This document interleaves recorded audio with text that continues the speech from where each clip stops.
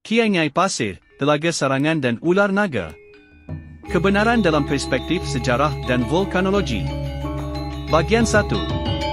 Di tengah Telaga Sarangan terdapat pulau kecil yang dipercaya makam Kiai dan Nyai Pasir, tokoh penjaga danau di zaman dulu. Dalam pengertian dokumen atau kronik sejarah, keduanya tidak dicatat sebagai tokoh sejarah nyata. Mereka adalah tokoh utama dalam legenda atau cerita rakyat yang diwariskan secara turun-temurun oleh masyarakat setempat untuk menjelaskan asal-usul terbentuknya Telaga Sarangan. Kiai dan Nyai Pasir adalah sepasang suami isteri yang hidup sederhana sebagai petani ladang di lereng Gunung Lawu. Mereka sangat mendambakan anak, sampai akhirnya dikaruniai seorang anak laki-laki bernama Joko Lelono. Pada suatu waktu, kedua orang ini menemukan telur misterius yang besar.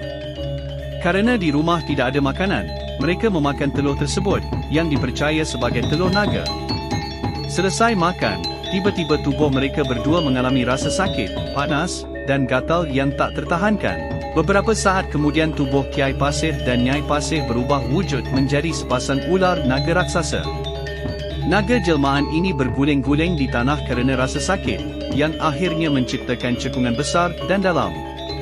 Cekungan inilah yang kemudian terisi air dan menjadi Telaga Sarangan, yang juga dikenal sebagai Telaga Pasir, merujuk pada nama mereka.